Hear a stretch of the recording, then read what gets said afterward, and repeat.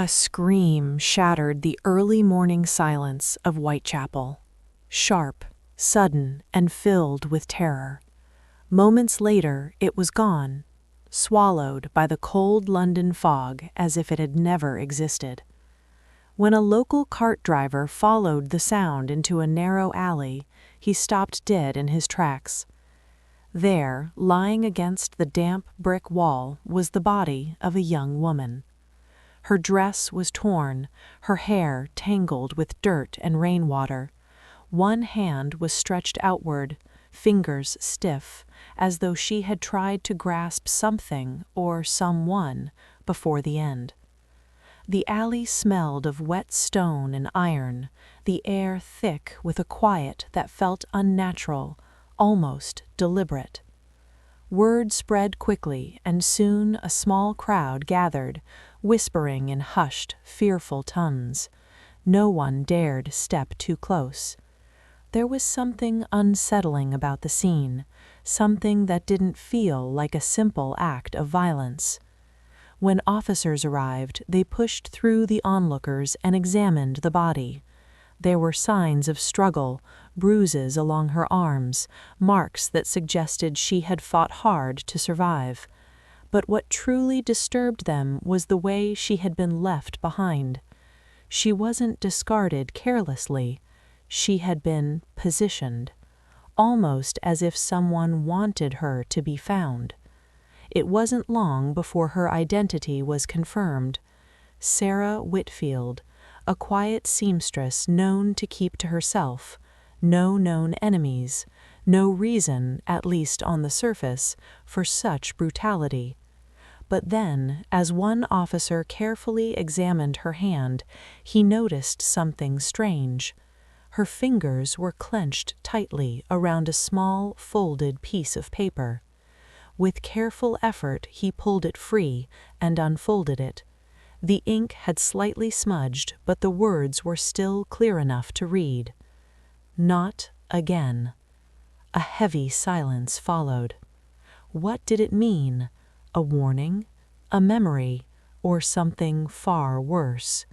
Because if this had happened before, then somewhere in the shadows of London, a truth was waiting to be uncovered. Inspector Edward Hale did not like coincidences, especially not ones written in trembling ink. The note found in Sarah Whitfield's hand sat on his desk, its two words echoing louder with every passing hour. Not again. He had seen fear before, but this felt different. It felt personal, intentional, as if Sarah had known something terrible was about to happen and had no way to stop it. Hale returned to Whitechapel, retracing Sarah's final days. The streets were alive with noise and trade by day, but beneath that surface lay unease. People talked, but carefully. Doors closed a little faster when he approached. At her small rented room, Hale found little at first glance: a neatly made bed, sewing tools arranged with quiet discipline. But there were signs of disturbance: drawers slightly out of place, a chair not quite where it should be, subtle but enough to suggest someone else had been there. The neighbors offered fragments of truth. A woman downstairs spoke of raised voices late at night, not frequent, but sharp enough to be remembered. Another claimed Sarah had seemed anxious in recent weeks, often glancing over her shoulder as if expecting someone to appear. Then came the most troubling detail. A man had been visiting her. No one knew his name, only that he dressed well, too well for the area, and never stayed long.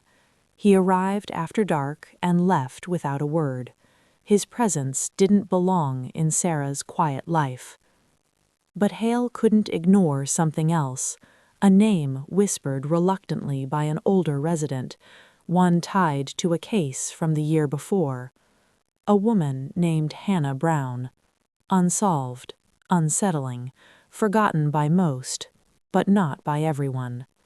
As Hale stood in Sarah's room, The connection felt faint but undeniable.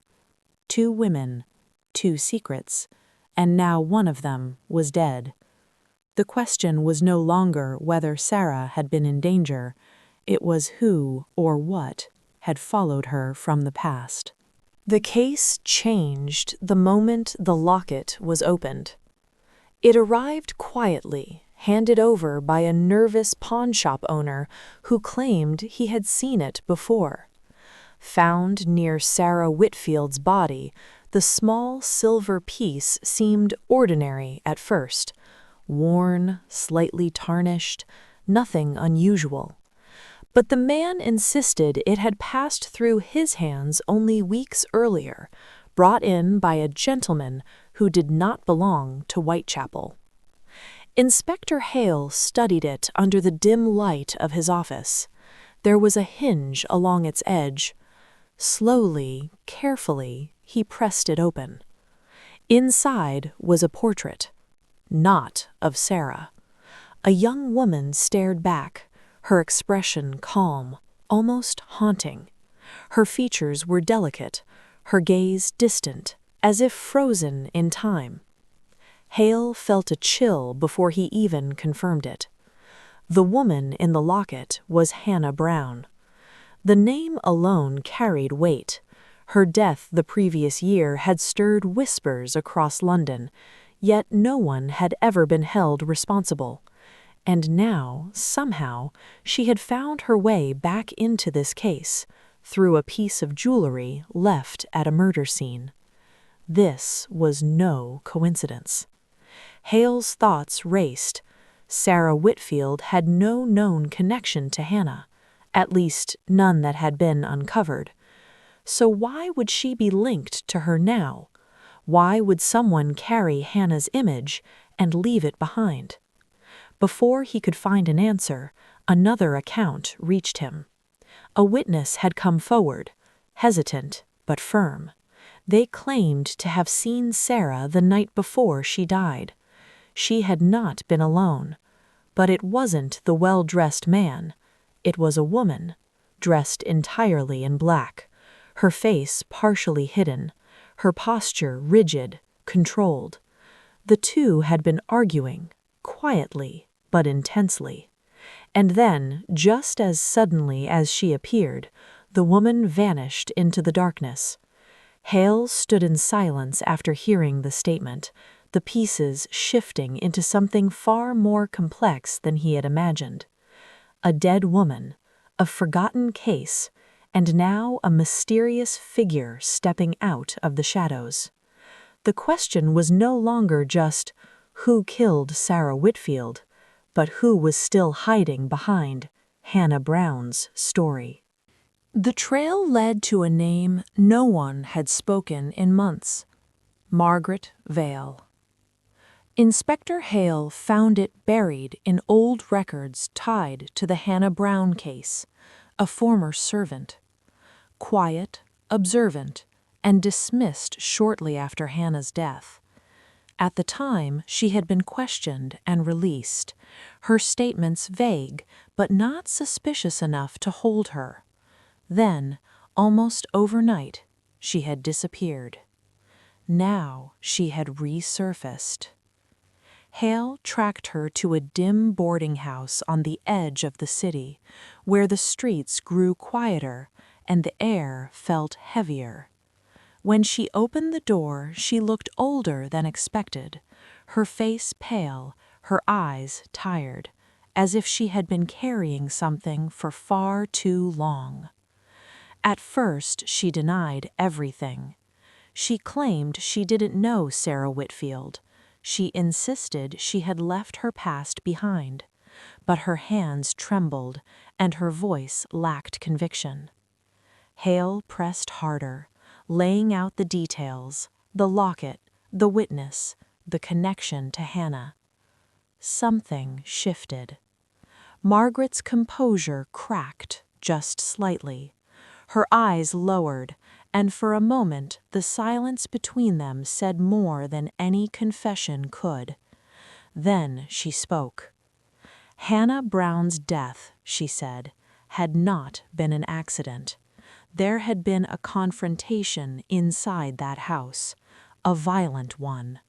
A man had been involved, a powerful man, someone whose name could not be spoken without consequence. Margaret had seen enough to understand the truth, and enough to know she had to stay silent. Sarah Whitfield, however, had not stayed silent. She had uncovered pieces of the past while working in the same household. She had asked questions, dangerous ones, and when she confronted Margaret, she made it clear she intended to expose everything. Hale leaned forward, his voice steady but urgent. "Did you kill her?" Her answer came without hesitation. "No." But then she whispered something that turned the entire investigation on its head.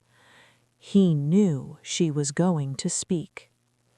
Hale felt the weight of those words settle in, because if Margaret was telling the truth, then someone else had been watching all along. Someone with power, someone who had already killed once, and might not be finished yet. The truth did not arrive with a confession. It revealed itself in silence. Inspector Hale stood inside the study of Mr. Charles Everley, a man whose reputation had shielded him for years. The room was immaculate, every object in place, every surface clean. But beneath that order, something felt wrong, too controlled, too careful. Hale's eyes moved slowly across the shelves, the desk, the locked drawers. This was not the home of an innocent man. It was the home of someone who had something to hide. Then he found it. Tucked beneath a false panel inside the desk was a bundle of letters, bound tightly as if never meant to be seen again. Hale unfolded one, his expression hardening as he read. The words were cautious, indirect, but unmistakable. Mentions of loose ends, of dangerous knowledge, and of the need to act before matters spiraled beyond repair. Sarah Whitfield had been chosen at random. She had become a threat. Everly had known about Hannah Brown. He had been there the night everything went wrong, and when Sarah began to uncover fragments of that buried truth, he acted again, calculated, precise, without hesitation. By the time officers returned to take him into custody, it was already too late. Everly was found in his chamber, lifeless. No struggle, no sign of panic. Just a man who had decided the end on his own terms. The case, officially, was closed. But as Hale stood once more in the quiet of his office, the note from Sarah rested in front of him. Not again. He understood it now. It wasn't just fear, it was recognition. She had seen the pattern. She had realized the danger before it reached her. And yet, even knowing the truth, she couldn't escape it. Hale leaned back, the weight of the case settling deep. Because one question still lingered in the shadows of his mind. How many others had come close to the truth and never lived to speak it? If this story left you questioning how many truths are still buried in silence, then you're not alone. There are more cases like this, more forgotten names, more hidden secrets, and more chilling mysteries waiting to be uncovered. Make sure to subscribe so you don't miss the next story. And if you think justice should never stay buried, share this video and let the truth be heard.